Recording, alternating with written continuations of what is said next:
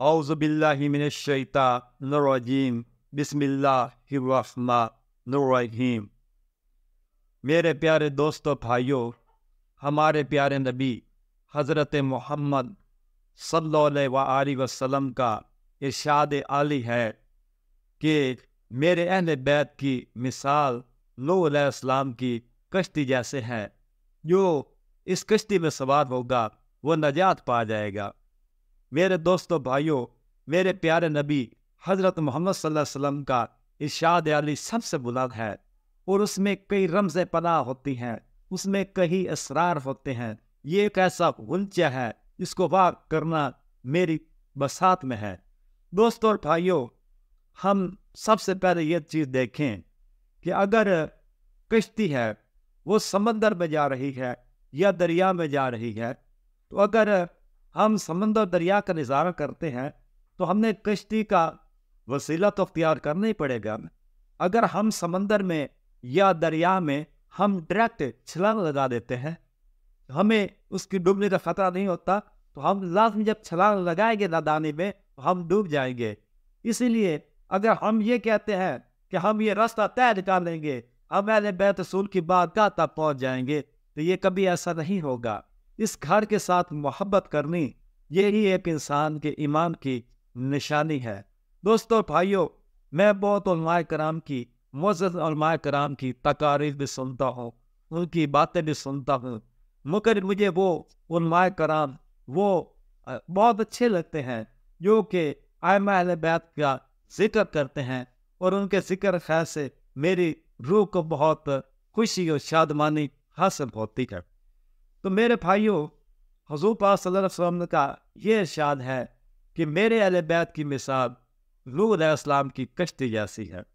دوستو بھائیوں، یہ وہ ہستیاں ہیں، یہ حضرت علی، حضرت امام حسن، امام حسین، حضرت فاطمہ الزہرا، حضرت بی بی زینب سلام اللہ علیہ، کہ جن کی شان بہت بلند ہے۔ یہ وہ ہستیاں ہیں سوائے حضرت زینب کے جو چادر تطہیر کے جمع ہوئی۔ یہ وہ ہستیاں ہیں جن کو اللہ تبارک تعالیٰ کے حکم سے جب ایت مباہلہ نازل ہوئی، جب مباہلہ ہونے لگا، تو اس وقت بھی حضرت علی، حضرت فاطمہ الزہرا، حضرت امام حسن حسین یہ حضور پاک صلی اللہ علیہ وسلم کے ساتھ تشریف رکھتے تھے۔ اور جب تشریف کے لیے یہ جمع تھے، اس وقت اللہ تبارک تعالیٰ کے رسول پاک صلی اللہ علیہ وسلم نے فرمایا کہ یا اللہ، کہ یہ میرے اہل بیت ہیں، ان پر تو میں ان سے محبت کرتا ہوں، تو ان سے محبت فرما۔ تو دوستو اور بھائیوں، یہ دیکھنا ہے کہ اہل بیت کی محبت یہ اللہ تبارک تعالیٰ نے قرآن پاک میں بھی واضح فرما دی تھی۔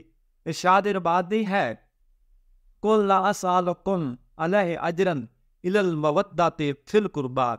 اے میرے محبوب، آپ اپنے صحابہ کرام سے فرما دیجئے کہ میں آپ سے کسی چیز کا صلہ نہیں مانگتا، مگر میری اہل بیت کے ساتھ محبت فرمائیے۔ تو دوستو، صحابہ کرام نے پیارے نبی حضرت محمد صلی اللہ علیہ وسلم سے پوچھا، یا رسول اللہ، آپ کے اہل بیت کون ہیں؟ تو حضور پاک صلی اللہ علیہ وسلم نے فرمایا کہ میرے اہل بیت، مخصوص اہل بیت میں تو ویسے اور بھی آتے ہیں، لیکن مخصوص اہل بیت، ان میں سے بھی چھنے ہوئے ایک چھانہ لگا ہوئی، ان سے آگے مخصوص ہو کے آئے۔ تو حضور پاک نے فرمایا کہ میرے اہل بیت علی، فاطمہ، حسن اور حسین ہیں۔ دوستوں بھائیوں، ان کے ساتھ محبت ایک جنت کا راستہ ہے۔ حضور پاک صلی اللہ علیہ وسلم نے یہ بھی فرمایا ہے کہ حب علی جواز الجنہ، کہ علی کی محبت جنت کا ویزا ہے۔ تو دوستو بھائیوں، جب ہم ان سے محبت اس دنیا میں کریں گے تو ہمیں انشاءاللہ تعالی جنت کا ویزا لازم مل جائے گا۔ انہی ہستیوں کے ہاتھوں میں جنت کا ویزا ہے۔ یہ جس کو جنت کا ویزا دیں گے انشاءاللہ تعالی وہ جنت میں جائے گا، وہ سرخر ہوگا، اس کا اس دنیا میں بھی بیڑا پار ہے، اس کا اگلے دنیا میں بھی بیڑا پار ہے۔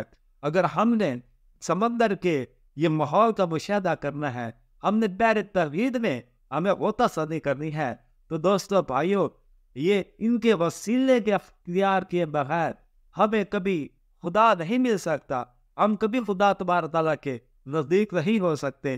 جب ہم ان کی غلامی اختیار کریں گے تو اس وقت اللہ تبارک تعالیٰ بھی ہم پہ نظر کرم فرمائیں گے، تو وما علینا الا البلاغ المبین۔